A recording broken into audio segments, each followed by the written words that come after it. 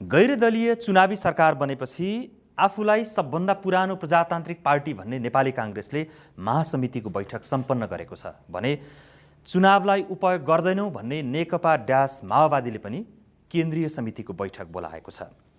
राजधानीका सेमिनार र गोष्ठीहरूमा कतिपय बुद्धिजीवी र सम्भ्रान्तहरूले चुनाव हुने कुरामा शङ्का व्यक्त गरे पनि दलहरूको पछिल्लो गतिविधिलाई हेर्दा चुनाव नजिकिएको हो कि जस्तो देखिन थालेको छ।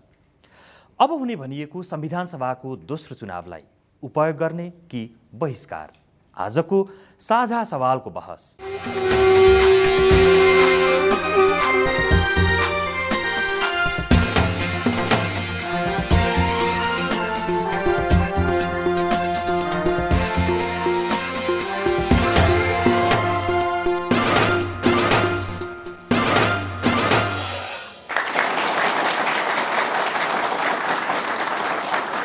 स्वागत छ साझा सवालमा। म नारायण श्रेष्ठ।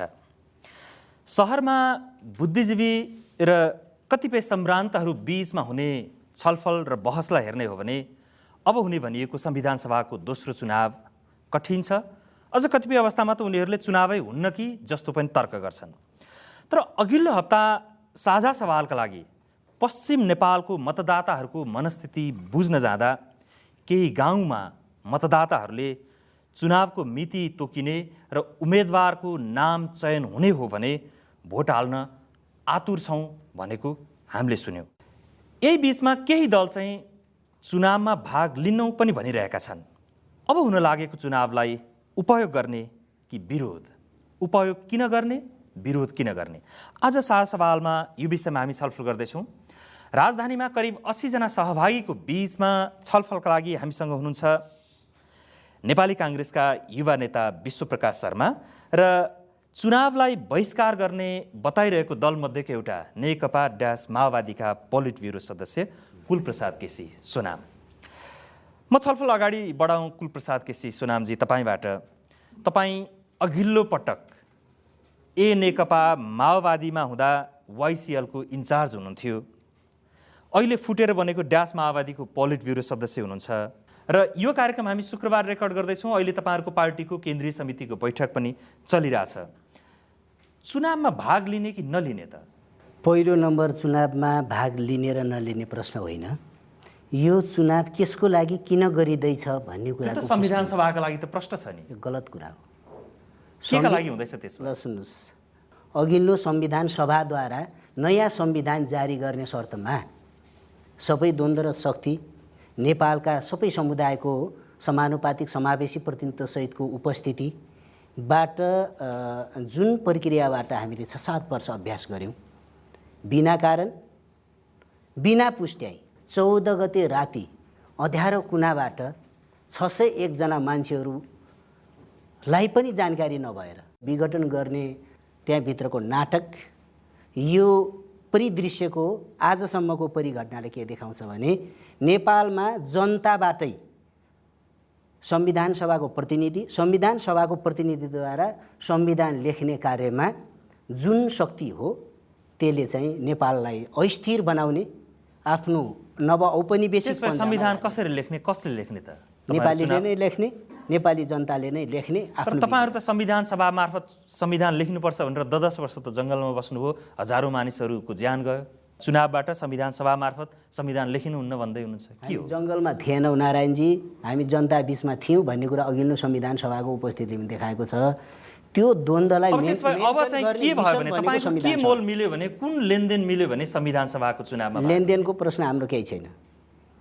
लेनदेनको प्रश्न राष्ट्रिय स्वाधीनताको सुनिश्चित हुन्छ भन्ने एग्रिमेन्ट भयो भने त्यो कोसँग हुन्छ त्यस्तो सम्झौता? नेपालको राजनीतिक शक्तिको बीचमा छलफल गरौँ र निकास निकालौँ भन्ने हाम्रो कुरा हो। त्यो भनेको त्यो 4 दलीय त्यो संयन्त्रमा तपाईँको दललाई हुनु पर्यो भन्न खोज्नु भएको? त्यो 4 दल भन्ने कुरा त यो त कतैबाट निर्देशित गाइडेड कठपुतलीहरूको पनि सुपको सुप कार्यविधि मात्रै हो। तर तपाईँहरू यही सरकार बन्ने बेलामा त्यही सर्वदलीय संयन्त्र बन्नुभन्दा अगाडि पनि त तपाईँको पार्टीको महासचिवको नाम लिएर शीतल निवासको ढोका त चार्नु भएको थियो नि त, सरकार प्रमुख हाम्रोलाई बनाइदियो भनेर। उहाँ बन्नुभयो भए चाहिँ चुनावमा तपाईँहरू भाग लिने? सहमतिको लागि हामीले भनेका छौँ प्रश्न, यो नेपालको यो संविधान सभाबाट संविधान जारी नभइसकेपछि सबै राजनीतिक शक्तिहरूको बृहत गोलमेज बैठक वा सभा हामी जे गर्न तयार छौँ यसमा त्यसबाट नेपालको चुनाव गरेर गर्ने कार्यभार, शान्तिको कार्यभार, जनताको 3वटा चुनौती, नेपाली जनताको एउटा बेरोजगारी, गरिबी,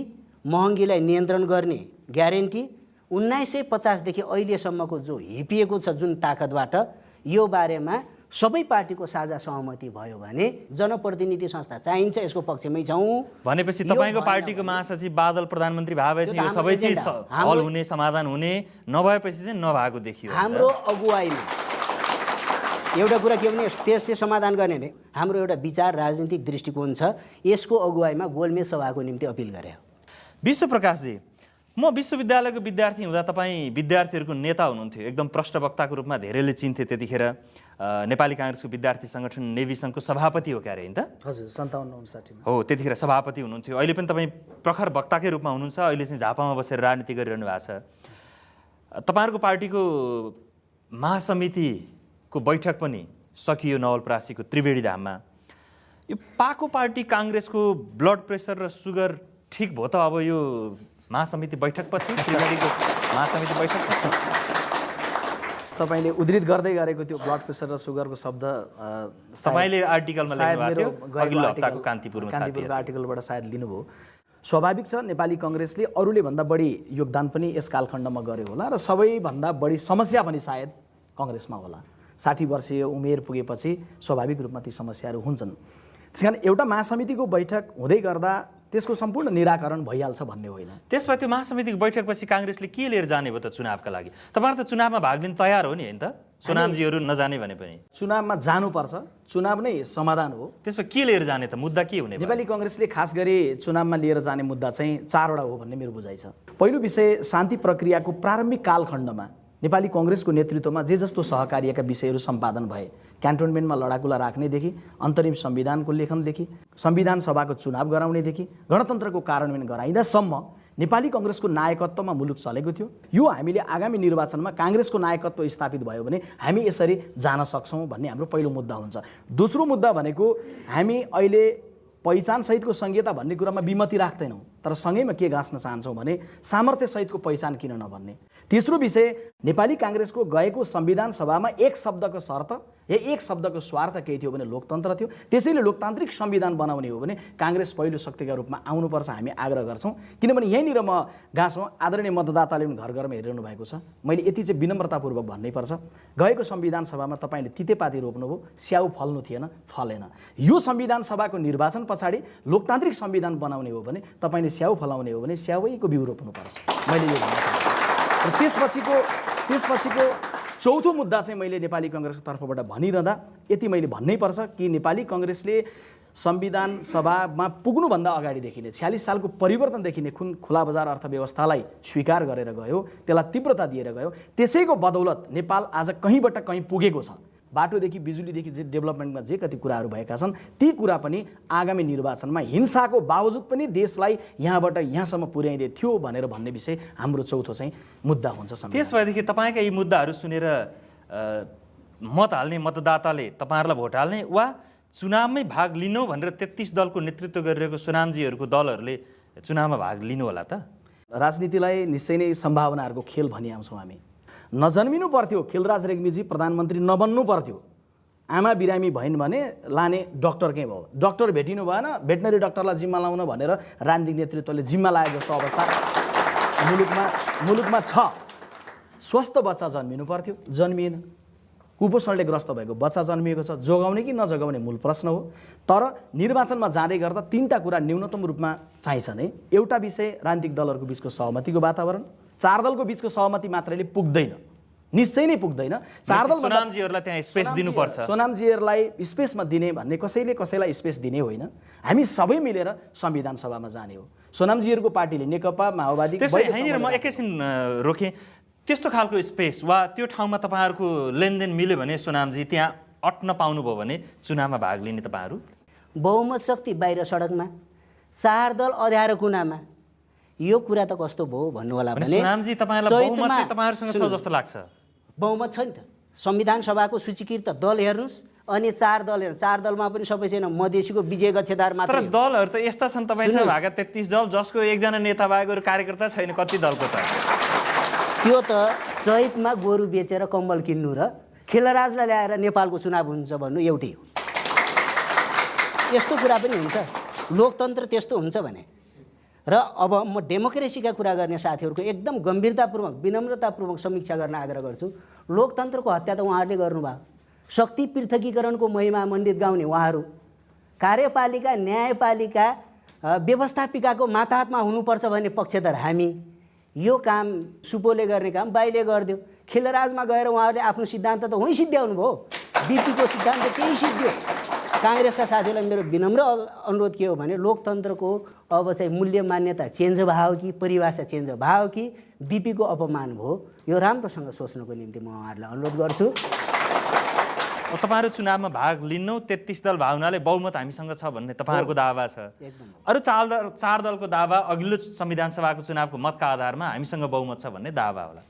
यहाँ सहभागी करिब 80 जना हुन्छ। नारायणजी, यसैमा मेरो करस, नेकपा माओवादीको निर्वाचित सभासदको 93 सदस्य भएको पार्टी अहिले हामी नै छौँ। अनि कुन हो त्यो ठुलो दल, त्यो गणना गर्नु पऱ्यो नि संविधान सभा सदस्य। म एकैछिन सहभागीकोमै पुग्छु। उहाँहरूबाट जानु, चुनावलाई उपयोग गर्नुपर्छ जस्तो लाग्छ कि चुनावलाई उपयोग गर्नु पर्दैन अबको संविधान सभाको चुनावलाई जस्तो लाग्छ? यसो हात उठाइदिनुहोस् त। चुनावलाई उपयोग गर्नुपर्छ जस्तो लाग्छ भने? ल, मैले दायाँपट्टिको धेरैले चुनावलाई उपयोग गर्नुपर्छ जस्तो उहाँहरूले हात उठाउनु भयो। उपयोग गर्न पर्दैन अहिलेको चुनावलाई जस्तो लाग्छ भने? उहाँहरू चाहिँ बायाँपट्टि अलिकति हुनुहुँदो रहेछ। सङ्ख्यात्मक हिसाबले यहाँ चाहिँ चुनाव उपयोग गर्नु पर्दैन भन्ने अलिक थोरै सहभागी हुनुहुँदो रहेछ। तपाईँ सहभागीहरूमध्ये चुनाव उपयोग गर्नुपर्छ भन्ने मत राख्ने? म सुदीप राज कुशवाहा, सिरालानबाट। मेरो प्रश्न नेकपा ड्यास माओवादीज्यूलाई, तपाईँहरू संविधान सभाबाट घोषणा गर्न चाहनुहुन्छ कि जङ्गलबाट प्रश्न पारिदिनुहोस्? र अर्को कुरा, जनताको मताधिकारलाई समाप्त पार्ने दुष्प्रयास किन गर्नुभएको छ? कृपया गोलमटोल जवाब नदिनु होला। धन्यवाद। छोटोमा जवाफ लिइहाल्नु। संविधान कहाँबाट जारी गर्ने? यो तपाईँले भ्रम पर्यो।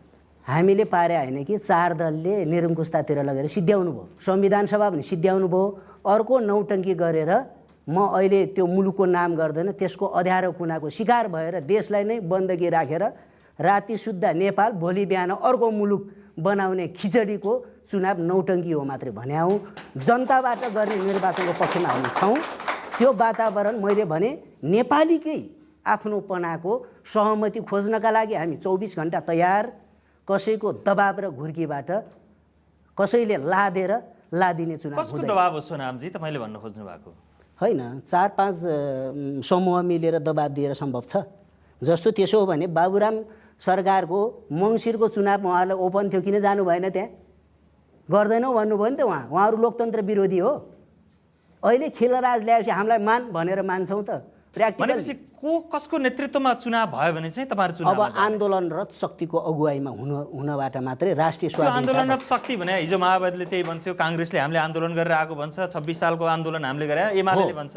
काङ्ग्रेसको अगुवाईमा नेतृत्वमा क्रान्ति भयो, उहाँहरू आउनुभयो। एमालेको अगुवाईमा भयो, उहाँहरू आउनुभयो। माओवादीको अगुवाईमा भयो, उहाँहरू आउनुभयो। अब हाम्रो पालो आयो यो कुरा। भनेपछि विश्वप्रकाशजी अब उहाँहरूलाई दिने हो त पालो? क्रान्ति भनिरहँदाखेरि सम्पन्न भएको छ 7 सालमा, त्यसलाई पनि क्रान्ति मानौँ। 62-63 भयो, त्योभन्दा अगाडि गणेश मानजीको नेतृत्वमा भयो, त्यो कुनै क्रान्ति होइन। मैले यति मात्रै आग्रह गर्छु, जर्मनको साहित्यकार गेटेले एक ठाउँ भन्नुभएको छ, सोनमजी लेख्नु भएको छ, लेनिनले साह्रै धेरै उद्धृत गर्नुहुन्छ, जीवनको रङ हरियो हुन्छ, सिद्धान्तको रङ खैरो हुन्छ। यदि यो दुईटा रङको बिचमा द्वन्द्व भयो भने खैरो रङ कुनामा रोएर बस्छ सिद्धान्तको, जीवनको रङ अगाडि बढ्छ सबैलाई छोडेर भन्छ। यो बेलामा प्रश्न हामी जीवनको लागि क्रान्ति चाहन्छौँ या सिद्धान्तको लागि भन्ने हो। मेरो बुझाइमा म लामो व्याख्या हुनसक्छ यसमा। क्रान्तिको एउटा सानो उदाहरण दिउँ। कतारमा 50 डिग्री सेल्सियसमा काम गरिरहेको एउटा युवालाई त्यहाँबाट फिर्ता गरेर नेपालको शीतल पहाडमा काम गर्न सक्ने गरी उद्योग खोलौँ, त्यो हुन्छ क्रान्ति अहिलेको सन्दर्भमा। हामी सिद्धान्तलाई जहिले पनि केन्द्रमा राख्यौँ, जीवनलाई जहिले पनि हामी पछि धकेल्यौँ। निश्चय नै तपाईँले भनेको, उहाँले भनेको कुरा म सहमत छु। निर्वाचन भनेको 4 दलले 5 दलले मात्रै चाहेर हुने होइन, तर निर्वाचनसँगैमा 33 दल भनेर सङ्ख्याको ठुलो बहुमत देखाएर रोक्ने कुरो पनि होइन। त्यसलाई सहमतिको कुरो खोजौँ। तर उहाँले भन्नुभएको, उहाँले प्रस्तुत गर्नुभएको सङ्ख्यालाई पनि त नजरअन्दाज गर्न त मिल्दैन होला नि त? निश्चय नै 33 दल भनेर त्यो सङ्ख्यालाई नजरअन्दाज म गर्न चाहिरहेको छैन। 33 दलमा कुन दलमा कति नेता हुनु होला, कुन दलमा कति कार्यकर्ता हुनु होला, प्रश्न त्यो होइन। प्रश्न हामीले गएको संविधान सभाको निर्वाचनबाट कम्तीमा सिक्ने कि नसिक्ने। गिरिजाप्रसाद कोइरालाले समन्वय गरिरहँदा कम बोल्नुभयो, धेरै कुरा गर्नुभयो। माओवादीलाई क्यान्टोनमेन्टमा राखिरहँदाखेरि माओवादीको आउनलाई आवेग थियो माओवादीमा पनि, तर समन्वय गिरिजाप्रसाद कोइरालाले गर्नुभयो। मधेस आन्दोलन त्यत्रो ठुलो विद्रोह भयो, मधेसको विद्रोहलाई सम्बोधन गरियो र संघीयता भनियो। त्यसकारण संविधान सभा भनेको सबैको हो। त्यसमा फेरि एकैछिन म सहभागीमै जान्छु। चुनाव किन चाहिन्छ भनेर एकजना सहभागीले राख्नुभयो। चुनाव चाहिन्न भन्नेहरू पनि आवाज उठाइरहनु भएको थियो, हात उठाउनु भएको थियो। मेरो नाम जुबिन निरौला, मेरो घर भोजपुर, म यहाँ नेपाल ल क्याम्पसको विद्यार्थी। चुनाव हुनुपर्छ, तर अहिलेको स्थितिमा जसरी चुनाव जुन कार्यविधिबाट चुनाव भइरहेको छ, प्रधान न्यायाधीशको नेतृत्वमा चुनावी सरकार गठन गरेर पहिलो सुरुमा हामीले त्यहाँनिर शक्ति पृथकीकरणको सिद्धान्तलाई दाउमा राख्यौँ। फेरि पनि संविधान सभालाई विदेशीको इसारामा राखेर नेपाली जनताले गरेको क्रान्ति र सङ्घर्षलाई फेरि त्यो फल विदेशीले उपयोग गर्न नपाउँ। जुबिनजी, तपाईँ कानुनको विद्यार्थी, कालो कोट लाउनु भएको छ, कसरी विदेशीको इसारामा भयो भन्ने होइन, एउटा कुरा, अस्ति भर्खर पूर्व अमेरिकी राष्ट्रपति जिमी कार्टर को आउनु भएको थियो। उहाँले आउन त नेपाल पर्यटकीय देश भन्छ, घुम्न नि आउनु होला, आफन्त भेट्न आउला, नातागोता भेट्न होइन, आउला, आउन त काम आउनुहुन्छ। गर्न आउला नि। एउटा कुरा के हो घुम्न आउला, त्यो पनि प्रभाव हो र। घुम्न आउँछन् सबैजना, तर राजनीतिक विश्लेषण गरेर नेपालको आन्तरिक राजनीतिमा बाह्य शक्तिको प्रभाव छाडेर जान्छन्। यसरी त हुनु भएन नि। म यतापट्टि अर्को एकजना सहभागी, म उहाँको विचार लिन्छु। म रन्जिता पोखरेल, नेपाल ल क्याम्पस बिएलएल। तपाईँहरू पनि सँगै पढ्दै हुनुहुन्छ? हजुर, सँगै। मेरो क्वेसन चाहिँ के हो भने, यो चुनाव भनेको लोकतान्त्रिक शासन पद्धतिको बलियो आधार स्तम्भ भनेर भनिन्छ होइन, तर अहिले जुन तरिकाबाट चुनाव हुन गइरहेछ त्यो हरेक दल र हरेक विचारधाराका जनताको प्रतिनिधित्व नभइकन हुन गइरहेको यो संविधान सभाको चुनाव हो कि व्यवस्थापिका संसदको? मेरो नाम सागर परियार, मेरो घर चाहिँ बागलुङ, म हाल विद्यार्थी हुँ। मलाई के लाग्छ भने नेकपा ड्यास माओवादी लगायतका अन्य दलहरू चुनावबाट किन बाहिर चाहेका छन्। सो माओवादी शुद्ध मलाई त्यो योबाट भाग्न लागेको भन्ने मलाई महसुस भइरहेको छ। किन लागिरहेछ भने हिजो जे कामको लागि गर्छु भनेर आउनुभयो, उहाँहरू निकम्बका साथ त्यो काम गर्न सक्नु भएन। उहाँहरू 2 वर्षसम्म संविधान सभा बनाउन सक्नु भएन, त्यसपछि म्याद थप्नुभयो, सङ्घीयताको कुरा गर्नुभयो, फेरि असफल भयो। उहाँहरू जनताबाट घृणित हुँदै गएको अवस्था छ अहिले। म उहाँ सोनामजीलाई भन्न चाहन्छु, तपाईँलाई जनतासँग विश्वास छ भने खालि बाह्य शक्तिका कुरा गर्नुभयो। जनतासँग विश्वास छ भने आउनुहोस् न चुनावमा। तपाईँलाई जनताले भोट हाल्छन् कि बाह्य शक्तिले चुनाव हाल्छ? चुनाव चाहनुभएको भने जनतासँग चुनाव ब्यालेटमा आउनुहोस्। तपाईँको यही प्रश्न म सोनामजीलाई सोधिहाल्छु। साँच्चै तपाईँहरू जनता भन्नुहुन्छ भने उहाँकै प्रश्नको जवाफ दिनुहोस्। चुनावमा जानुहोस्, जनताले भोट हाले तपाईँलाई जिताउँछ, जनताले नचाहे तपाईँहरूलाई हराउँछ, जसलाई जनताले चाहन्छ उसले जित्छ, किन डराएको? होइन, उहाँ साथीले राख्नुभएको प्रश्न उहाँको तर्कमा होला। कुरा के हो भने कुनै पनि तपाईँको तर्कमा चाहिँ अर्कै छ फेरि है। यो कुरा के मान्नु होला नि, जनताको पक्षमा सबले भन्छन्, तर मैले भने अघिल्लो संविधान सभाको निर्वाचन गरिसकेर कुन संविधान जनताको पक्षमा नहुने भए हुनाले उहाँहरूले विघटन गर्नुभयो, यो पुष्टि गर्नु पर्यो। र अब जनताको पक्षमा हुन्छ भन्ने कुराको ग्यारेन्टी नदिएर होइन, अनि जनतालाई फेरि ढाँटेर आफ्नो व्यक्तिगत पोलिटिक्स त गर्न सकिएला, जनताको पोलिटिक्स हुन सक्दैन। 1 नम्बर कुरा म तपाईँहरूलाई च्यालेन्ज दिन्छु, ब्यालेटबाट कुनै पनि व्यवस्था परिवर्तन भएको छैन। त्यसैले जनताको आन्दोलनकै ताकतले 62-63 जन्म्यायो, 47 मा जन्म्यायो। मैले यो पनि भनेको छु, बुलेट पनि भने बुलेट हो त। बुलेट नभएको भने 62-63 को राजतन्त्रको अन्त भएर गणतन्त्र आउँथ्यो। अहिले पनि तपाईँहरूलाई अब फेरि हतियारबन्द आन्दोलन गर्ने मोह छ, बाध्य पार्ने शक्ति बन्दैछ। यो दुर्घटना देशमा आउँदैछ र जनताको त नौटङ्की मात्रै हो, हामीले बनाइदियो हो। तपाईँ हेर्नुभयो भने यत्रो दललाई सहमति गराउन नसक्ने 4 दलले कुन जनतालाई सन्तुष्ट पारेर संविधान लेख्छ, यो पुष्टि दिनु पर्यो नि त। तर सोनामजी, राजनीति अस्थिर छ, तपाईँले जानेकै हो, तपाईँ राजनीतिकै एउटा खेलाडी। अस्थिर राजनीतिलाई चुनावबाट जितिरहेको शक्तिले कम्तीमा 5 वर्ष चलाउला र राजनीतिक पद्धति स्थिर होला, त्यसमा जान तपाईँलाई के को डर? अहिले पनि किन चुनावबाट आएर जनताकै भावना र मर्म अनुसार चल्ने भए त चुनावको निम्ति त हामी 1 नम्बर उपस्थित हुनेवाला छौँ। मैले भने यो त नाटक र गाई जात्रा सुरु भएको छ, यसको परिणाम त केही समय पछाडि देखाउँदै हुनुहुन्छ। यो कारणको दोषले हो यो चुनाव हुँदैन, उहाँहरूले नै गर्नु हुँदैन, गर्ने गरेर आए कि होइन? तपाईँ हामी त ल यो गलत छ भनेर उभियौँ, हस्ताक्षर गरेर हात ठडा हुने 4 दलको नाटक त हेरिसक्नुभयो नि। तर तपाईँले गाई जात्रा र नौटङ्की भन्दा तपाईँको पार्टी फुट्नुभन्दा अगाडि 1.5 वर्ष अगाडिसम्म तपाईँको महान नेता प्रचण्ड हुनुहुन्थ्यो, उहाँले जे बोल्नुभयो त्यो ठिक हुन्थ्यो। आज तपाईँ त्यो सबै प्रक्रिया चाहिँ नौटङ्की भन्दा तपाईँको कुण्ठा बोलिरहेको छैन? कुण्ठा होइन, त्यही नौटङ्की गरेकै प्रचण्डका कारणले यो पार्टी उहाँको भग्नावशेषबाट जन्मिएको भनेर बुझ्छ। त्यसो भए 10 वर्ष उहाँले त्यही प्रचण्डले भनेको बोलीमा लोली मिलाएर जङ्गल बस्ने हजारौँ मान्छेको ज्यान गयो, त्यतिखेर चाहिँ तपाईँलाई प्रचण्ड ठिक लाग्यो, अहिले चाहिँ बेठिक लाग्ने? फेरि कुण्ठा होइन यो? त्यो भन्नुभयो भने त नारायणजी अब 12 बुँदे सहमतिको अलि अगाडि जानुपर्छ। 12 बुँदे सहमतिको मर्म सबैले बुझेपछि यसलाई व्यवस्थापन गरौँ, नेपाली बीचको सङ्घर्षलाई ल्याएर नयाँ ठाउँमा पुर्याउँ, हस्तक्षेप रोकौँ भनेर सहमति गरे भने गिरिजाबाबु हुनुहुन्न आज। सोनामजीको तर्क सुन्दा विश्वप्रकाश शर्माजी, अब उहाँहरूलाई चुनावमा कसरी ल्याउनुहुन्छ र तपाईँहरू कार्तिक वा मङ्सिरमा भने संविधान सभाको दोस्रो चुनाव गर्नुहुन्छ त? यहाँनिर जटिलता कहाँनिर देख्दछु म भने निर्वाचनसँग विमति भनेको प्रश्न व्यक्ति खिलराज रेग्मी या दल 4वटा भन्ने विषय उहाँहरूले दृश्यमा राखिरहेको विषय छ। भित्र उहाँहरूको राजनीतिक दर्शनले नै के भनिरहेछ भने समाजको रूपान्तरण चाहिँ ब्यालेटबाट हुन सक्दैन, बुलेटबाट भन्ने उहाँले सँगैमा अहिले भर्खर राख्नुभयो। हामी कहाँ द्वन्द्वलाई रूपान्तरण गर्नको निमित्त एउटा विधि निश्चय नै बुलेट होइन म भन्दिनँ, तर मात्रै विनम्रतापूर्वक आग्रह गर्ने विषय के हो भने काङ्ग्रेसले पनि बन्दुक उठायो, तर कालखण्ड कस्तो थियो होला र उहाँहरूले पनि बन्दुक उठाउनु भयो, अथवा अहिले फेरि बुलेटको कुरा गर्नुहुन्छ भने कालखण्ड कस्तो होला, त्यसलाई अलिकति विश्लेषण गर्यो भने फेरि पनि ब्यालेटमा आउनुपर्छ कि सोनमजीहरू भन्ने लाग्छ। थोरै म जोडिहाल्छु। काङ्ग्रेसले बन्दुक उठाइरहँदाखेरि श्री 3 को हुकुम थियो, सर्वोच्च अदालत थिएन, पत्र पत्रिकाहरू थिएनन्, नागरिक समाजहरू थिएन, साझा सवाल थिएन, एउटा कुनै पार्लियामेन्ट थिएन। त्यो बेलामा बन्दुक र बन्दुकभन्दा विकल्प अर्को केही पनि थिएन। 7 सालभन्दा अगाडि काङ्ग्रेसले बन्दुक उठायो, तर अहिले त पार्लियामेन्ट छ नि। उहाँहरूले बन्दुक जुन बेला 52 सालमा उठाउनु भयो त्यो बेला मुलुकको 70% बजेट गाउँमा जान थालेको थियो, उपस्वास्थ्य चौकी बन्न थालेको थियो, जनताबाट निर्वाचित भएका मानिसहरू मुलुकको मन्त्री प्रधानमन्त्री थिए, संसद थियो, सर्वोच्च अदालत थियो, सिभिल सोसाइटी सक्रिय थियो। त्यो बेला बन्दुक उठाउनु भयो उहाँहरूले। तर विश्वप्रकाश शर्माजी, अब तपाईँले सैद्धान्तिक र ऐतिहासिक कुरालाई विश्लेषण गर्न खोज्नुभयो, तर राजनीतिक दलहरूको गतिविधि र मानसिकतालाई पढ्ने हो भने के बुझिन्छ भने बन्दुक उठायो भने जनतामा त्रास उत्पन्न हुन्छ, त्यो त्रासले बाध्य भएर आफ्नो स्पेस क्रिएट हुन्छ, एउटा ठाउँ बन्छ र अनि त्यसपछि चुनावमा जानुपर्छ भन्ने हरेक दलको अहिलेसम्म देखिन्छ। सम्भवतः सोनामजीहरूको पनि दलभित्र त्यो राजनीतिक मानसिकता होला। अब म एकैछिन सहभागीकोमा पुग्छु, हात उठिरहेछ। मेरो नाम खालिङ किराँत देवेन्द्र, 5 थरको रमाइलो रविबाट, र म चाहिँ विघटित भएको संविधान सभा पश्चात नेपालमा खोलेको नयाँ दल सामाजिक लोकतान्त्रिक पार्टीको युवा भातृ सङ्गठनको म केन्द्रीय अध्यक्ष पनि हुँ, र हामीले चाहिँ 33 दलसँग अहिले सङ्गठित भएर आन्दोलनलाई अगाडि बढाइरहेका छौँ। चुनावमा भाग लिनुहुन्न। र हाम्रो बुझाइ के छ भने स्पष्ट रूपमा अहिले नेपाल यति धेरै पछाडि परेको छ, यो कारण भनेको तपाईँको नेतृत्वले गरेको समस्याको कारण हो। तपाईँले जुन राजनीतिक अस्थिरताको कुरा गर्नुभयो, स्थिर राजनीतिका लागि त चुनावमा जानुहोस्, जित्नुहोस्, 5 वर्ष शासन गर्नुहोस्, चुनावबाट भाग्नुहुन्छ। तर चुनावमा कसरी जाने भन्दाखेरि बहुसङ्ख्यक नेपाली उत्पीडित जनताहरूलाई छलेर जहिले पनि तपाईँको हतियार बनाएर उनीहरूलाई प्रयोग गरेर अनि यो तपाईँको शासकहरूले राष्ट्रलाई जहिले पनि भलखाडोमा हाल्ने काममा हामी अबको जनताले मान्दैन। हेर्नुहोस्, क्लियर छ।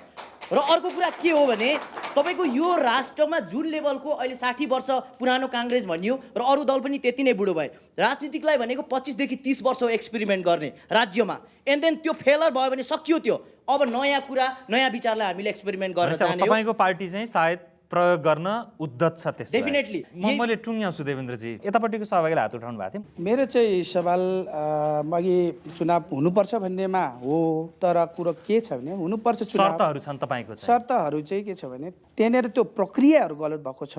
र विश्वप्रकाशज्यूलाई मेरो प्रश्न के हो भने जुन रोजगारीको कुरा मिठो भाषणमा भन्नुभयो, वास्तवमा त्यो कुरा अहिलेको युवा वास्तवमा नेपालले त्यो आवश्यकता महसुस गरेकै हो, अझको आवश्यकता। तर काङ्ग्रेसले 60 वर्षको इतिहास बोकेको चाहिँ फलक्दै हिँड्नुहुन्छ, तर 60 वर्षको यो इतिहासमा कतिवटा उद्योगहरू खोल्नुभयो, कति हजार युवाहरूलाई चाहिँ रोजगारी दिनुभयो होइन।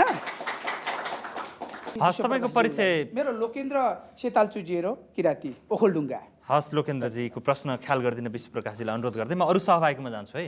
नमस्ते, म रन्जिता कार्की, घर झापा। म चाहिँ चुनाव चाहन्छु किनभने हाम्रो देशमा जब विकास हुन्छ र गर्नुपर्छ भन्ने चाहिँ राजनीतिलाई चाहिँ सम्हाल्नुपर्छ के। यो अहिले राजनीति कस्तो स्थितिमा पुगिरहेछ भने भए जति पोको जति जिम्मा खिलराज बाजेलाई लागेको छ। त्यस भएपछि त्यो पोको फुकाएर फेरि राजनीतिक दल नै त्यहाँ गएर सरकारमा गएर सम्हाल्नको लागि र विकास हुनको लागि चाहिँ राजनीतिक स्थिरता रहनुपर्छ। त्यो भएको कारणले गर्दाखेरि चाहिँ अब म दाइलाई पनि भन्छु, उहाँले बुलेटमा सोनामजीलाई त्यसो भने तपाईँहरूले 10 वर्ष त्यत्रो बुलेट चलाउँदाखेरि लास्टमा आएर त तपाईँहरू त यता संविधान सभामै आइपुग्नु भयो, आखिरी ब्यालेटमै आइपुग्नु भयो र एउटा ठुलो पार्टी पनि बन्नुभयो। अहिले फुटेर जानुभयो बेग्लै कुरा हो। तर तपाईँहरू त्यो विश्वासमा किन अझैसम्म अडिक हुन सक्नुहुन्न? किन तपाईँहरू बन्दुकै मात्रै उठाउँछु, किन बन्दुकै मात्रै धाक देखाइरहनुहुन्छ? तपाईँहरू आँट छ, साहस छ भने चुनावमा आउनुहोस् न, रोडमा आउनुको साटो देश कसरी सुध्रिन्छ र जनताहरूले कसरी चाहिँ सुख पाउँछन् भन्ने कुरामा जाने कि आन्दोलनै मात्रै अब फेरि हामीले संविधान पाउने कि नपाउने? त्यो कारणले गर्दा तपाईँ चुनावमा आउनुपर्छ। हस्, धन्यवाद। सोनामजी, प्रश्न ख्याल गरिदिनु होला है रञ्जिताजीको प्रश्न। मेरो नाम पृथ्वीराज राई। म चुनावमा उपयोग गर्नुपर्छ भन्नेमा छु। म किराँत महासङ्घ अध्यक्ष पनि हो र सङ्घीय समाजवादी पार्टीमा लागेको छु। अहिले 4वटा दल नेपालको राजनीतिमा असफल भइसकेपछि अब नयाँ शक्तिको आवश्यकता छ। त्यसो भएदेखि अबको चुनावमा भयो भने त्यो 4 दललाई जनताले मत दिँदैनन् त? जनताले मत दिनु हुँदैन। जुन 62-63 को संविधान आयो, त्यो संविधान काङ्ग्रेसले बढी भयो, एमालेलाई पनि बढी भइसकेको छ, माओवादीले पनि बढी भयो। अब यी 4 दललाई चाहिँ बढी भइसकेकोमा नाटक रचेर जुन जे गर्न पाइराखेका छन्, चुनाव हारे अनि प्रधानमन्त्री हुनु पाइने, हारे मान्छे नि मन्त्री हुनु पाइने, किन चुनाव गर्नु? यो नाटक रच्ने मात्रै हो। भनेपछि तपाईँलाई चाहिँ अहिले चुनाव खास चाहिएको होइन, यी दलहरूलाई भनेको मात्रै हो जस्तो लाग्यो? भने मात्रै हो। र मेरो चाहिँ धारणा के छ भने उहाँलाई पनि म रिक्वेस्ट गर्छु, भनेको सोनामजीलाई यदि आदिवासी जनजाति, दलित, मधेसी, महिला जातिलाई साँच्चै नै सशक्त र समृद्ध बनाउने हो भने चुनावमा आउनुपर्छ, यिनको नाटकलाई समाप्त गर्नुपर्छ, जनताकोमा गएर बहुमत ल्याएर यिनलाई चाहिँ साफ गरेर यी विदेशी दलालहरूलाई भारततिरै पठाइदिनुपर्छ भन्ने मेरो धारणा हो।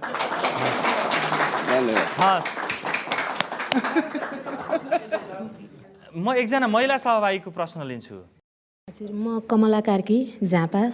प्रथमतः सम्पूर्ण नेताहरू देश राष्ट्रप्रति, आफ्नी नेपाल आमाप्रति वफादार हुनु पर्यो। जब आमा नै रहेनन् भने नेताहरूले पनि राजनीति गर्ने थलो कहाँ, त्यो बुझ्नु पर्यो। अहिलेसम्म अपेक्षा गरेको के हो भने जुन जोगी आए पनि कानै चिरिएको भने जस्तो खालको रिजल्ट नेपाली जनताले पाइसकेको छ राजनीति मार्फत।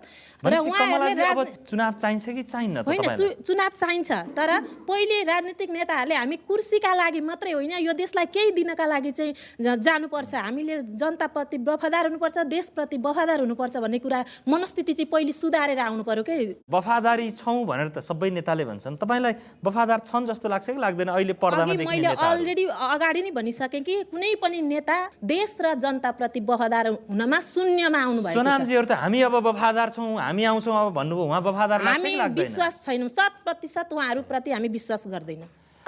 ल सोनामजी, तपाईँका लागि अरू सहभागीहरूको धेरै प्रश्न थियो। त्यो प्रश्नको खास सुरु संविधान चाहियो भन्ने थियो।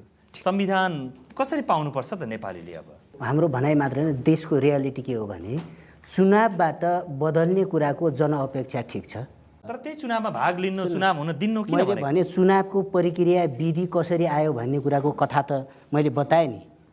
भनेपछि तपाईँलाई अहिलेको चुनावी सरकारसँग यो मात्रै बिमति हो? संविधान सभाबाटै संविधान बनाउनुपर्छ भन्ने एजेन्डाको प्रस्तावक त हामी हौँ, तर यो संविधान सभा कुनै व्यक्ति, समूह र वैदेशिक शक्ति केन्द्रको चङ्गुलमा फसेर मृत भयो। एउटा ओरिजिनल डुप्लिकेट जो गर्न कोसिस गरिएको छ जबरजस्त, यो नेपाल र नेपाली जनतालाई चुनावद्वारा अधिकार सम्पन्न जनसंविधान, आदिवासी जनजाति, महिला, मुस्लिम सबैको अधिकार राख्नलाई होइन।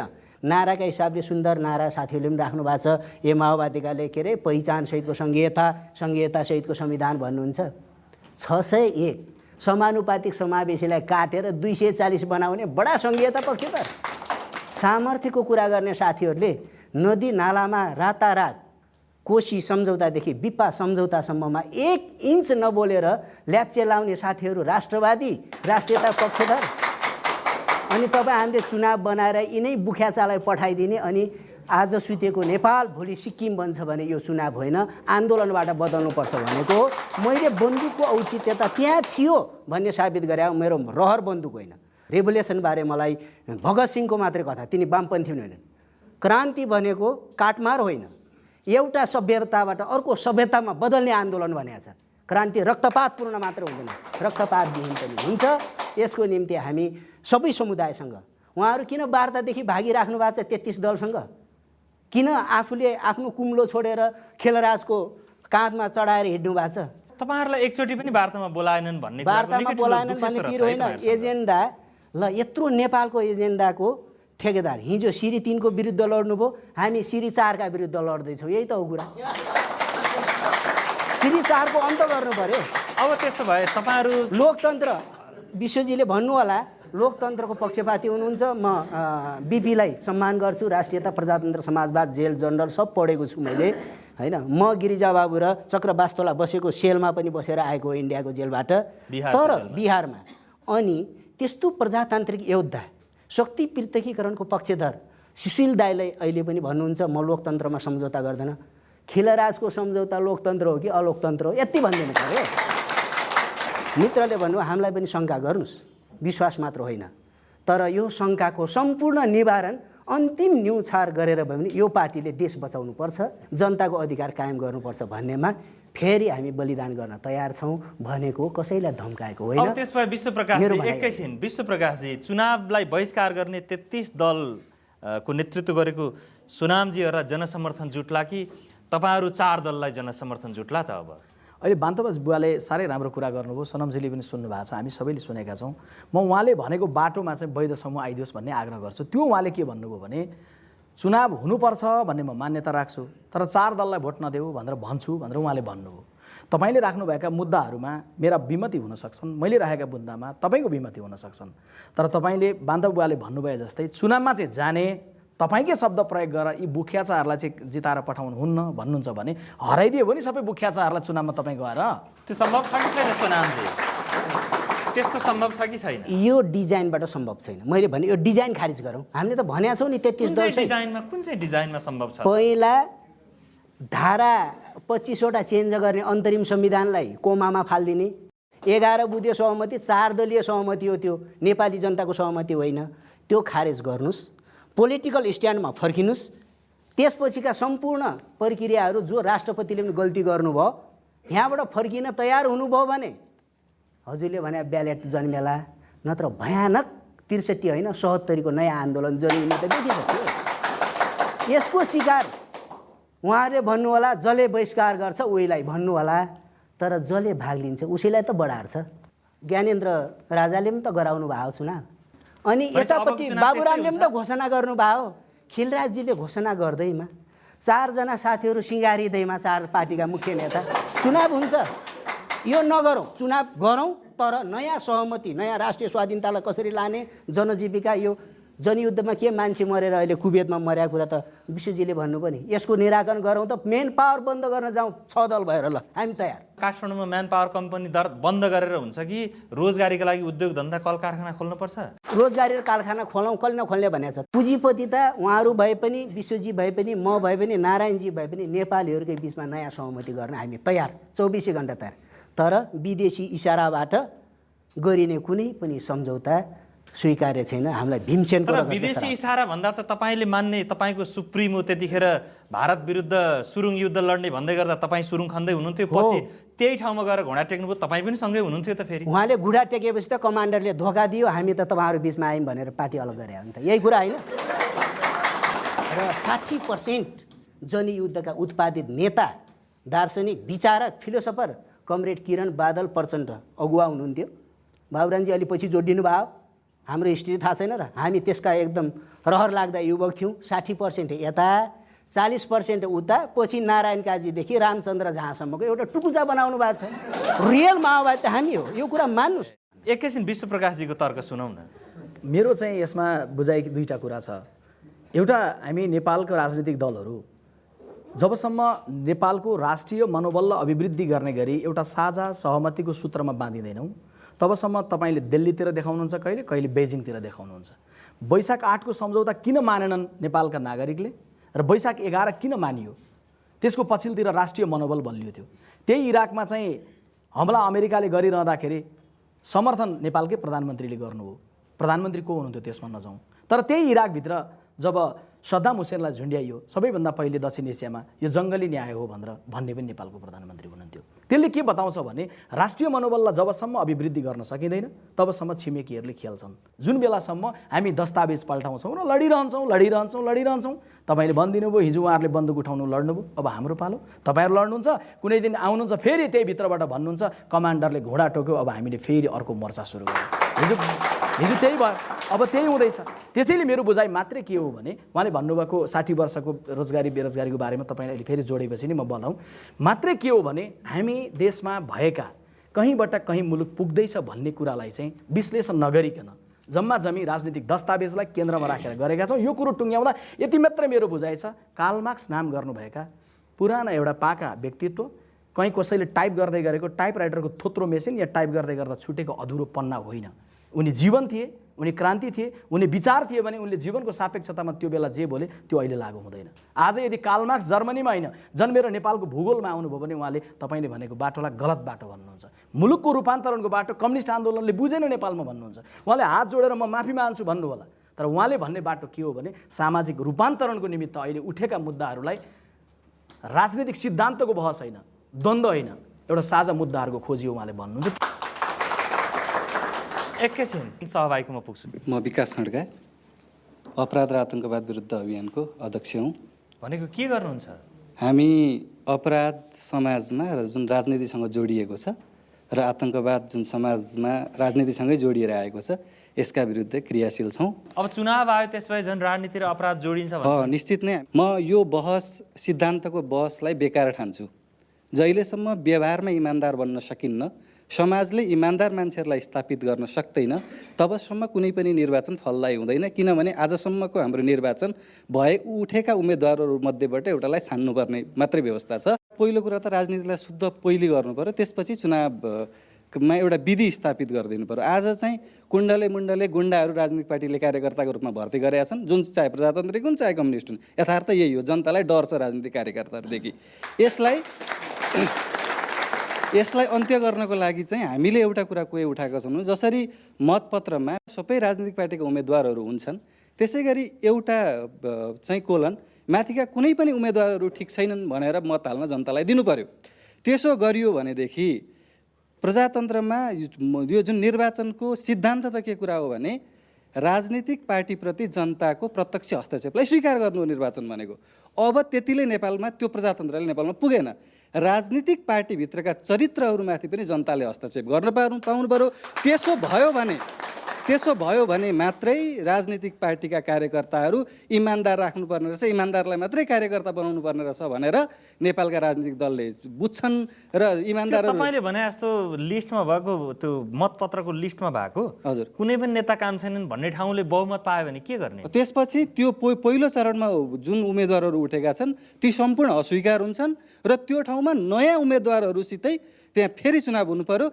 चुनाव के अरे राजनीतिक दलले नै गर्ने हो, तर राम्रा सक्षम र इमान्दार नन करप्ट नन क्रिमिनल फिगरले राजनीति गर्ने हो। मेरो देब्रेपट्टिको दोस्रो लहरको छेउको एकजना सहभागीले अत्यन्तै हात उठाइरहनु भयो, म तपाईँको लिन्छु है। मेरो नाम चाहिँ सुरेश गिरी, घर लमजुङ। म अहिले यहीँ सुन्धारा बस्छु। यो जुन संविधान सभा त सर्वोच्च अदालतबाटै अन्त्य भयो भने उसले घोषित गरे हो नि, त्यहाँ ऊ दिन नदिया हो नि तपाईँको समय थप्न, उसलाई फेरि अहिले ल्याएर चुनावको चाहिँ तपाईँको प्रमुख बनाएर अध्यक्षता बनाएर फेरि म चुनाव गराउँछु भने त्यस्तो व्यक्तिको नेतृत्वमा तपाईँहरूले त्यहाँ चुनाव गराउँदाखेरि यो चुनावले फेरि आमाको हत्या होला कि नहोला भन्न तपाईँहरूले कुन तरिकाले सक्नुहुन्छ? त्यो 4 दलका नेताहरूले हाम्रो त्यहाँ सरपञ्च हुनुहुन्छ उहाँले कुन तरिकाले हेर्नुभयो? हस् धन्यवाद। यतापट्टि रातो टी सर्ट लाउने चस्मा लाउने सहभागी दोस्रो। मेरो नाम राजेश सिग्देल, घर सुनसरी। मेरो प्रश्न नेपाली काङ्ग्रेसलाई छ। संविधान सभाको अन्तर्वस्तु नै नमिलेको अवस्थामा युरोपियन युनियन र एसियन डेभलपमेन्ट ब्याङ्कबाट हात थपेर पाएको पैसाले फेरि निर्वाचन गरेर संविधान बनाउने के ग्यारेन्टी छ? प्रश्न पारिदिनु। हस्, म जवाफ लिइहाल्छु विश्वप्रकाशजी। मेरो बुझाइमा दुर्घटना नहुनु पर्थ्यो, दुर्घटना भयो। अब हामी दुर्घटनाका कारणहरूलाई केलाउने एउटा पाटो छ, यात्रालाई अगाडि लिएर जानुपर्ने अर्को जिम्मेवारी छ। प्रधान न्यायाधीशलाई प्रधानमन्त्री बनाउनु हुन्न थियो भन्ने सन्दर्भमा चाहिँ नेपाली कङ्ग्रेसको एउटा कार्यकर्ताको नाताले सार्वजनिक रूपमा लेखेर पनि पार्टी नेतृत्वलाई भेटेर पनि कुरा राख्ने मान्छे मध्येको म हुँ। तर त्यो घटना सन्दर्भबाट पुरानो भइसक्यो।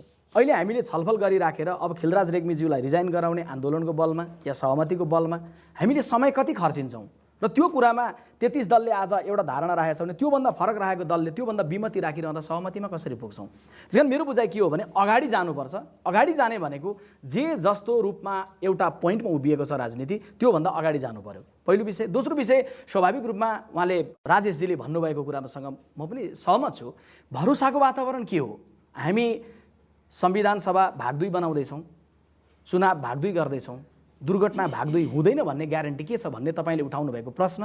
तर त्यसको निमित्त पूर्व तयारी चाहिँ नारायणजी राजनीतिक दलहरूले दुईटा रूपमा गर्नु पर्दथ्यो भन्ने मेरो बुझाइ छ। एक त राजनीतिक प्रक्रियासँग विमति राखिरहनु भएको वैध समूह लगायतका साथीहरूलाई विश्वासमा लिने एक। दोस्रो कुरो, दुर्घटनाको मुख्य कारण के थियो भने संघीयताको स्वरूप के हुने, संघीयतामा जाने या नजाने। प्रचण्डजीहरूले संघीयताको विरोधी भनेर 4 दलभित्रै पनि विमति छ, हामीलाई भने जस्तो हामी मान्दैनौँ। संघीयताको स्वरूपमा रहेको विमतिलाई निराकरण गर्नको निमित्त जनतालाई जनमत सङ्ग्रहमा दिने हो कि विश्वव्यापी मूल्य मान्यतामा केन्द्रित भएर लोकतन्त्रका केही आधारभूत कुरालाई सहमतिमा लिन सक्दछौँ कि? त्यो भयो भने भोलिको यात्रा सहज होला, भोलि राजनीतिक नेतृत्वले बनाउन सक्ला भन्ने भरोसा जागृत होला भन्ने म ठान्दछु। विश्वजी, तपाईँलाई सोध्न मन लाग्यो, तपाईँलाई मनभित्रैदेखि चुनाव चाहिँ हुन्छ भन्ने लागेको छ? अब चुनाव हुनुपर्छ भन्ने लागेको छ। चुनाव हुनुपर्छ।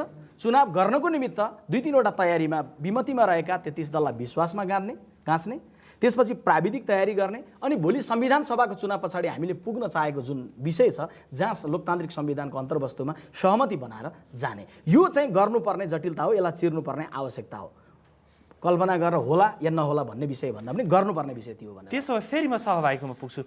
नमस्कार, म पूर्ण नेपाली बिसुङ्के, भक्तपुर जिल्ला कटुन्जे गाविस वडा नम्बर 6 मा बस्छु। म सर्वप्रथम हाम्रो यो सोनामजीलाई एउटा प्रश्न गर्न चाहन्छु। वास्तवमा विश्वमा घामको झुल्को आउँदाखेरि एकैपटक सबै राज्यमा घामको झुल्को आउँछ भन्ने मलाई लाग्दैन। तर इच्छा भनेको सबै ठाउँमा आओस् भन्ने नै हो। नआएको ठाउँमा प्राविधिक रूपले कसरी त्यहाँ घामको सट्टामा हामीले विकल्पको रूपमा हाम्रो क्षमता बढाउने भन्ने सोच्नुपर्छ भन्ने मलाई लाग्छ। र हामीले सोनामजीलाई अहिले पनि अन्याय गरिरहेछौँ भन्ने जस्तो लाग्छ। चुनावको विपक्षमा हुनुहुन्छ भन्दै उहाँको राय आइसकेको छ कि हामी चुनावमा निश्चय नै जाने हो भनिसकेको अवस्थामा अब म उहाँलाई यो मात्र भन्न चाहन्छु कि यदि यहाँले चुनावमा जान चाहनु भइरहेको छ भने के चाहिँ गर्दा यहाँ उपस्थित हुन सक्नुहुन्छ, कस्तो वातावरण हुनुपर्छ र कति दिनभित्रमा हुनुपर्छ भन्ने मेरो प्रश्न छ। हस्, धन्यवाद। म जवाफ लिइहाल्छु सोनामजी। चुनाव कुन गर्ने भन्ने कुरा धेरै पछाडिको प्रश्न हो। पहिलो मैले भने 12 बुँदे समझदारीदेखि संविधान सभा विघटनसम्मको एउटा परिघटनाको समीक्षा गरौँ। नेपाललाई होइन, त्यसको निष्कर्ष निकाल्नका लागि गोलमेजद्वारा हल गर्ने बाटो खोजौँ, सहमति बाटो 1 नम्बर चान्स। दोस्रो नम्बर, यदि यो चान्सबाट कुनै दलहरूलाई र कुनै अदृश्य मान्छेहरूलाई यो देशमा फेरि सिरी 3 र 4 बन्ने रहर छ भने त्यसको झन्डा आन्दोलन हो। चुनाव नगराउनको निम्ति गरिएको नौटङ्की र गाई जात्रा फ्याँक्नुहोस्, हाम्रो विनम्र अनुरोध हो। यो दुर्घटना भयो भने 4 दल, खिलराजजीले कति लिनुहुने, उहाँको बन्नामा कति पारिदिनुहुन्छ, उहाँहरूको दयाले आउनुभएको मान्छे हो, राष्ट्रपति जवाफदेही हुनुहुन्छ। मैले यो प्रक्रियाबाट तपाईँको पार्टीलाई आउँछ भन्दा नि बडो धम्क्याएर थर्काएर पो भन्नुभयो। यो धम्काको मायाले भन्नु भएन, अपिल गर्नु भएन नि? मैले एकदम अपिल हो यो। उहाँहरूले जसरी मध्यरातमा BICCको सेना समायोजनको सचिवालय क्याम्पबाट थ्रेड गर्नुभयो देशलाई, नेपाली जनतालाई बेकुफ बनाउने कोसिस गर्नुभयो। आत्मालोचना गर्नुहोस्, एकपटक चान्स छ।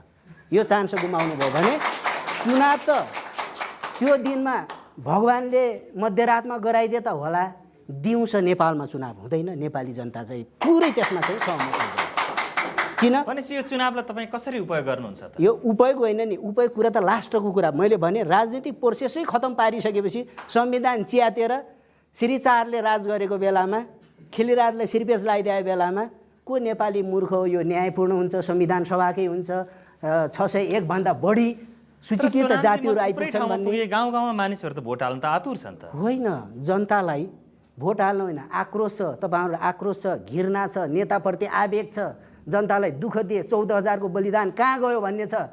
विकासको कुरा गर्नुभयो, सब दलहरू बाँडेर पैसा खाइरहेको छ। यस्तो गाई जात्राबाट नढाँटौ जनतालाई भन्ने मेरो अपिल हो। यस्ता विश्वजी जस्ता युवाहरूसँग हातेमालो गरेर साँच्चै मोर्चा बनाउने हो भने एकचोटि मोर्चा बनाउन विश्वप्रकाश हो, राष्ट्रिय स्वाधीनता, गणतन्त्र स्थापना र गरिबी, बेरोजगारी, महँगीबाट जनतालाई मुक्त क्रान्तिकारी नयाँ भूमि सुधारको लागि हो भने अहिले हात मिलाएर हामी जान तयार। यही हो, गइन्छ भन्ने हो। मेरो बुझाइ चुनाव गराइरहँदाखेरि निश्चय नै चुनाव लड्न चाहने शक्तिलाई मात्रै होइन, चुनाव रोक्न चाहने शक्तिलाई पनि विश्वासमा लिनुपर्छ। चुनावको लागि वातावरण बनाउनलाई त्यो एकदमै अपरिहार्य छ, म त्यो आग्रह गर्छु। सँगैमा यदि त्यो खालको वातावरण बनेन भने उहाँहरूले निर्वाचनलाई उपयोग गरेर चार दलको विपक्षमा आफ्नो जनमतलाई स्थापित गरेर जानुपर्छ भन्ने पनि आग्रह गर्छु। सँगैमा यति चाहिँ म आग्रह गर्छु, अहिले एफएम सुन्दै गरेको कुनै श्रोताले एफएमको इतिहास खोज्नुभयो भने उहाँले काङ्ग्रेसमा हुनुहुन्छ। 7 सालको क्रान्तिको बेलामा काङ्ग्रेसले नै रेडियो सुरु गर्यो। रोजगारी कति सिर्जना गर्यो भन्नुहुन्छ भने आज देशभरि भएको सिर्जनाको इतिहास त्यहाँ छ। यदि तपाईँले सोध्दै जानुभयो युनिभर्सिटीमा अहिले +2 पढ्दै गरेको विद्यार्थीले यो आवाज सुन्दै हुनुहुन्छ भने +2 को इतिहास उहाँले खोज्नुभयो भने युनिभर्सिटी स्थापना गर्ने काङ्ग्रेस थियो र पहिलो उपकुलपति सुवर्ण शमशेर काङ्ग्रेसकै नेता हुनुहुन्थ्यो भनेर इतिहासमा उहाँले काङ्ग्रेसै भेट्नुहुन्छ। बाटो 16 सालमा प्रधानमन्त्री भएपछि बिपी राजमार्ग राजा महेन्द्रले बन्न दिएनन्, बिपीले शिलान्यास गरेको बाटो बनाउनलाई जिपी कोइराला आउनु पर्यो। मध्य पहाडी राजमार्ग बन्दैछ। गाउँमा उपस्वास्थ्य चौकी धेरै गाउँहरूमा पुगेको छ। खानेपानीको उपभोक्ता हिजो 40% चाहिँ आज 80% जति उपभोक्ता घरमा खानेपानी पुगेको छ। हाम्रो व्यापार गर्न सक्ने हिजोको क्षमतामा वृद्धि भएको छ। हामीले वैदेशिक रोजगार होइन, यहीँभित्र उद्योग खोलेर युवालाई राख्न सक्नुपर्ने राष्ट्रिय दायित्व हो। तर यहाँ उद्योग बन्दा नबन्दासम्म बेरोजगारलाई बेरोजगार राख्नुभन्दा 7 समुद्र पारी भए पनि ढोका खोलेर वैदेशिक रोजगारीको लागि पनि जान दिने अवसर दिनुपर्छ भनेर ढोका खोलेर जुन एउटा छोरीले स्कुलको फिस तिर्दै होली, आमाको उपचारको लागि पैसा आउँदै होला, त्यो ल्याउनको निमित्त पनि 49 सालमा काङ्ग्रेसको सरकारले ढोका खोल्यो। देशभरि यति धेरै रेडियो, टेलिभिजन, पत्र पत्रिकाहरू, तपाईँको चाहिँ ब्याङ्कहरू, निजी क्षेत्रमा स्थापित भएका उद्योगहरू जति छन्, यो सबै काङ्ग्रेसले लिएको आर्थिक नीतिको कारण हो। मित्र, हात मिलाउने हो भने यो कुरोलाई अगाडि बढाउन हात मिलाउँ के। क्रान्ति भनेका यी मानिसहरूलाई खुवाउन सक्ने, पाल्न सक्ने, 2 साँझलाई जिन्दगी सञ्चले बाँच्न सक्ने कालमार्क्सतिर कल्पना गरेर म त अध्यात्ममा पनि विश्वास गर्छु। तपाईँ एकछिन अध्यात्मलाई विश्वास गरेर स्वर्गमा रहेका मार्क्सलाई, माओलाई सम्झिनुभयो भने उनले भन्ने बाटो यही हो। तब मात्रै हामी एउटा समुन्नत राष्ट्र बनाउन सक्छौँ। त्यो राष्ट्र बनाइरहँदा नेतृत्व तपाईँकै वैद्यजीले, बादलजीले, सोनमजीले गर्नुहोस् न। तर आउन चाहिँ यही ठाउँमा आउँ, विनम्रताको बाटोमा आउँ, शान्तिको बाटोमा आउँ, अध्यात्मको बाटोमा पनि आउँ। मेरो चाहिँ आग्रह यही छ है। माओवादीले अध्यात्म मान्दैन, तर मेरो आग्रह चाहिँ छ। हस्, म यहीँनिर आजको बहस टुङ्ग्याउँछु है त। आज हामीले साझा सवालमा चुनावको उपयोगका बारेमा छलफल गऱ्यौँ। तपाईँ पनि आफ्नो विचार पठाउन सक्नुहुन्छ, चुनावलाई कसरी उपयोग गर्ने कि विरोध गर्ने। त्यसका लागि हाम्रो ठेगाना हो साझा सवाल BBC नेपाली सेवा, post box number 672, Kathmandu, Nepal. र हाम्रो इमेल ठेगाना हो nepali.letters@bbc.co.uk। साझा सवाल तपाईँ bbcsazasaval.com मा सुन्न र हेर्न तथा youtube.com/bbc साझा सवालमा हेर्न सक्नुहुन्छ। आजको यो बहसमा सहभागी भइदिनु भएकोमा नेकपा माओवादीका पोलिट ब्युरो सदस्य कुलप्रसाद केसी सोनाम र नेपाली काङ्ग्रेसका युवा नेता विश्वप्रकाश शर्मा अनि यो हलमा उपस्थित करिब 80 जना सहभागी, दर्शक र श्रोता सबैलाई धेरै धन्यवाद। कार्यक्रमबाट आजका लागि हामी सबैलाई बिदा दिनुहोस्। नमस्कार।